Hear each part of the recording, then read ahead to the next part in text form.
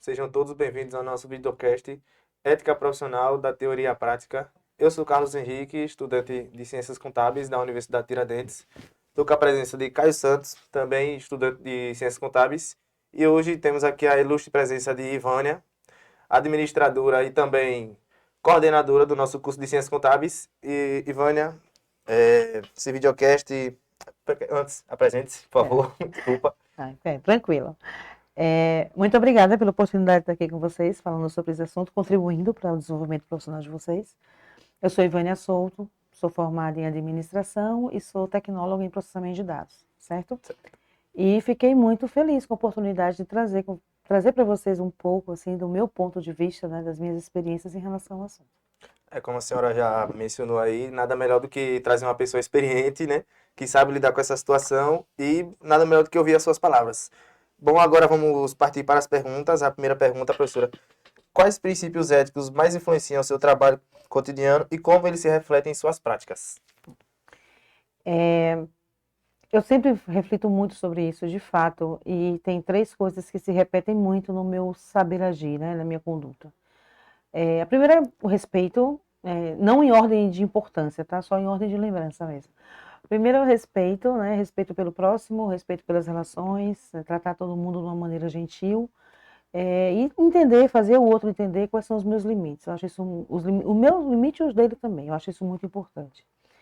Segundo é a questão da responsabilidade, né? Sempre entregar o melhor dentro do prazo correto, mas também de maneira mais assertiva e justa e equilibrada, ou seja, não prometer aquilo que eu sei que eu não vou cumprir e não ficar enrolando coisas, falando coisas que eu sei que não são, não agregam valor àquele momento. Então isso para mim também é uma coisa muito importante e me faz com que eu seja a pessoa mais objetiva possível.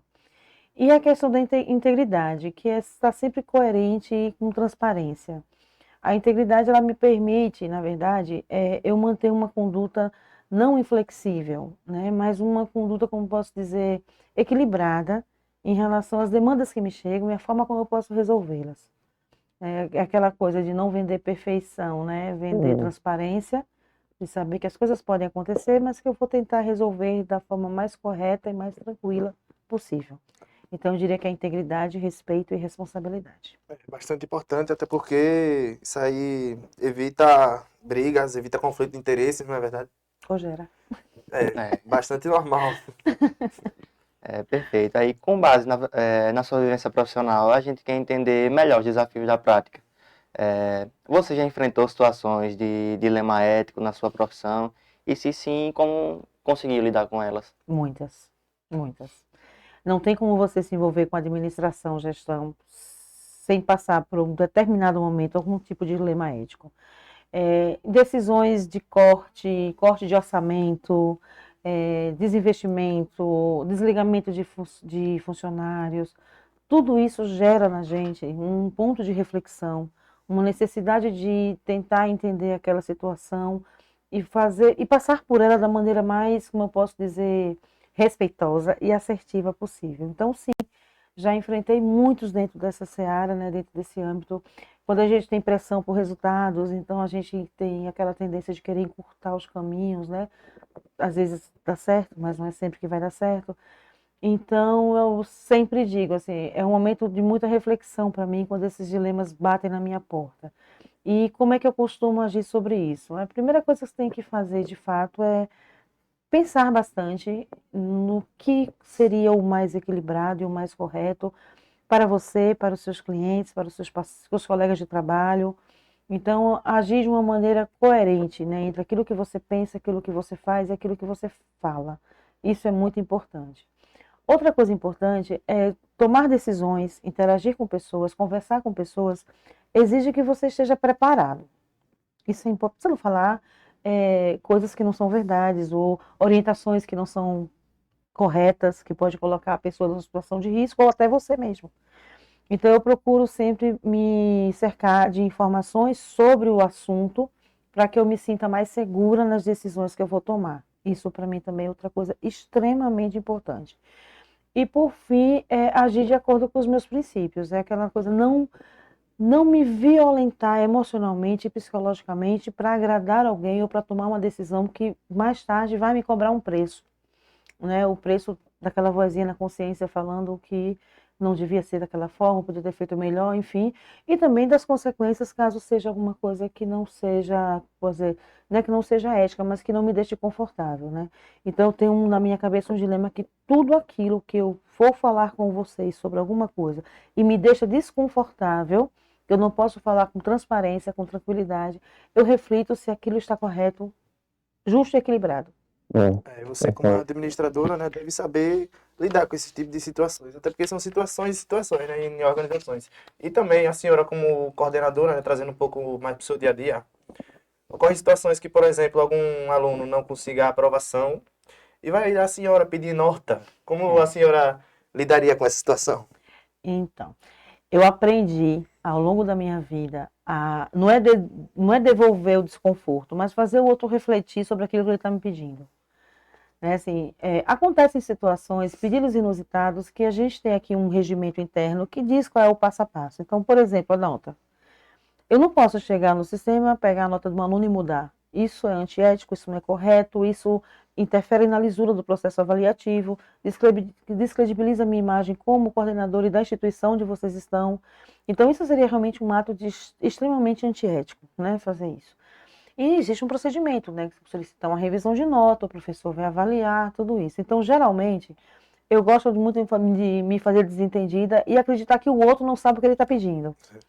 E orientar qual seria o caminho certo. Então, com muita autoridade, falar, não, isso eu não posso fazer desta forma que você está me pedindo. Existe uma forma correta para que esse processo seja iniciado e avaliado. E aí, sim, no caminho. Então, eu digo que o processo de estabelecer relações éticas é um processo educativo. Tá? Eu sou também responsável em educar o outro dentro desse processo, porque você pode estar errando sem saber que está errando, que é a forma mais inocente, mais tranquila. Você pode estar propondo algo que você sabe que é errado, mas aquele velho assim, vou ver se cola, né?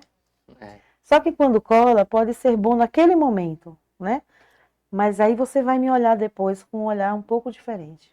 Com certeza. Aquele olhar assim, aquela pessoa não é confiável. E a gente não se relaciona bem com quem não é confiável. Como eu disse, são situações e situações, né? Exatamente. Bom, gostaríamos também de saber como a ética impacta na imagem profissional.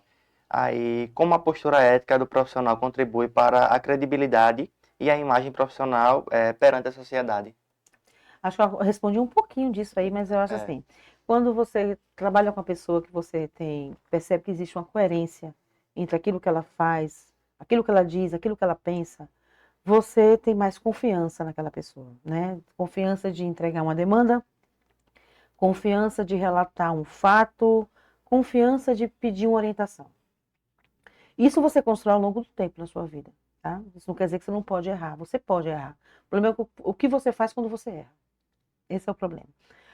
Por outro lado, quando você se relaciona com a pessoa que você percebe que ela tem dois pesos, várias medidas, um papo meio estranho, escorregadio, não se compromete com nada, não confirma nada, sempre está transferindo o problema para o outro. Horrível. Então, o que acontece? Você já fica meio assim, aquela pessoa passa a ser a sua última opção. Né? Você vai em vários lugares antes dela, mas aquela passa a ser a última opção. É verdade. Então, a ética ajuda você a manter uma postura de credibilidade e de confiança perante os seus pares, os seus colegas de trabalho e os demais. E isso, todo mundo quer se relacionar com uma pessoa que tenha bons princípios. Agora, é fácil? Não. Não é fácil. Mas também eu vou dizer, ser antiético é muito mais difícil. Muito mais difícil. Entendeu? Então parece ser mais fácil ser antiético, você tem aquela vantagem imediata, mas em longo prazo você constrói uma descredibilidade na sua imagem e isso você paga o preço depois. Facilita no momento, né, e complica Mais depois. na frente, exatamente. Professor, e agora a quinta e última pergunta, e acho que é a mais importante. Que conselhos você daria aos acadêmicos que estão se preparando para ingressar no mercado de trabalho em relação à ética profissional? Acho que essa daqui é uma das perguntas mais importantes.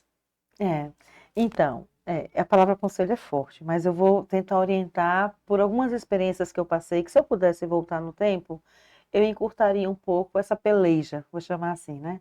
Quando a gente é jovem, a gente acha certos tipos de leitura muito chata, como ler manual de TV, manual para instalar coisa, ninguém lê, né? Vai lá, pega um vídeo na internet, enfim. Mas quando eu falo na carreira profissional, a gente tem que, primeira coisa, entender quais são os aspectos legais que cercam o exercício da minha profissão. Então, ficar ciente qual o código de conduta da minha profissão. Contabilidade tem, inclusive, todos têm, na verdade, né? Então, é importante. Por que isso? Porque isso vai encurtar, na verdade, algumas situações que você vai passar, que às vezes a resposta, não é a resposta, o direcionamento já está ali e você encurta o tempo de estar refletindo e sofrendo sobre aquilo. Então, é bom conhecer esses aspectos legais no exercício da sua profissão, porque isso lhe dá mais empoderamento, no seu labor, isso lhe dá mais segurança nas suas decisões, você toma decisões de maneira mais segura, facilita o não o não pelo não, porque dizer não às vezes é desagradável, mas mais desagradável ainda é alguém lhe pedir algo que você sabe que não é certo, e o outro, na verdade, o outro coloca você numa situação difícil e você tem vergonha ou dificuldade em devolver a situação difícil. Quando você se apropria dessas informações, tem mais facilidade para isso. Isso é um ponto muito importante que eu acho que é necessário para vocês. Outra coisa que eu também julgo muito importante para quem está começando a carreira, não tenham medo de errar. Errar não é o problema. O problema é a sua postura diante do erro. Se você vai ter uma postura de se responsabilizar e fazer o possível para contornar, remediar, corrigir aquela situação, ou você vai ter aquela postura de procurar culpados e não querer resolver. Então, errar não é problema. Agora, também, como eu digo, errou, procure resolver e aprenda. Qual a lição que eu tiro dali? As nossas experiências, elas são fontes de conhecimento para a gente. A gente que não valoriza muito isso. Mas o aprender passando por uma situação, tentando tirar o melhor daquilo, entendendo que quando acontecer algo semelhante, você tem a chance de praticar algo novo que você aprendeu agora. Isso é muito rico, isso é muito importante, isso faz uma diferença enorme no seu processo, no seu desenvolvimento profissional de uma maneira geral, certo? E sempre estar atualizado e em sincronia com a sua hierarquia de valores. Tem valores para mim, para vocês, que são inegociáveis. Tem outros que você consegue, em um determinado momento, flexibilizar de acordo com o seu contexto. E isso é normal, isso é totalmente aceitável e tranquilo. Só que tem alguns valores que você, com o passar do tempo, você confirma. É isso mesmo que eu quero para mim, é isso mesmo que eu quero para mim. E essa revisão, essa reflexão, ela é muito importante para que você não vire uma pessoa engessada, inflexível. Isso é muito importante, certo? Voltando naquele primeiro conselho que a senhora deu, eu hoje em dia, professor, eu estou trabalhando lá na Receita Federal, e quando eu estava na entrevista de emprego, a RH ela me pediu para ler o código de conduta da empresa. Acho que bastante normal, toda empresa tem o seu código de conduta. E acho que lendo aquilo ali você consegue ficar à frente de outras pessoas, né? Consegue como saber lidar em certas situações, o que fazer, o que não fazer, não é? Isso põe você em vantagem, certo? Você entende melhor os valores da empresa, isso é muito importante. O código de conduta e ética, ele ajuda e norteia as decisões como elas são tomadas. Então, isso dá a você argumento, dá a você base, traz para você uma fala mais madura sobre os processos, valores, crenças e comportamentos que a organização espera de você.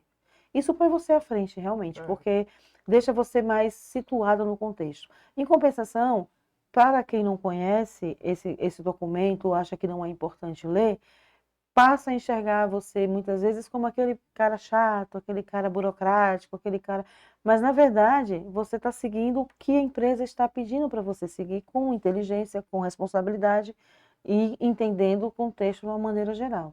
Então, sim, eu diria que o que você fez é muito bom, é necessário, é importante e traz para você uma certa vantagem em relação a quem não faz isso. Você se sente mais seguro, mais parte daquilo que você está vivendo. Bom, professora, encerramos aqui nossas perguntas. São perguntas simples, né, mas bastante importantes, ainda mais para nós acadêmicos, bastante importantes essas perguntas. E quero agradecer aqui a sua presença, conselhos, sábias palavras, né? E para todos que estão assistindo, aqui finalizamos o nosso videocast.